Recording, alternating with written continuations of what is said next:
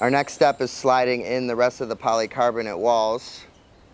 There's stickers on them that say this side out. The outside has a UV protection on it, so you want that side out. All right, for step 24, we're gonna be installing the vents. They're numbered on the side. It's always 1, 2 with the arrows pointing down on one side and 3, 4 with the arrows pointing down on the other side. What I'm doing is pre-installing 4 screws into one side of it. As easy as popping them through.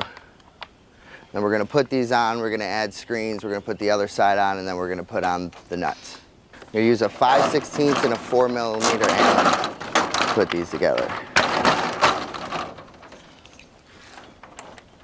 Here, Dom, I'm gonna have you help me over here. Hold that. So I'm gonna start at your top left. You can use your finger now.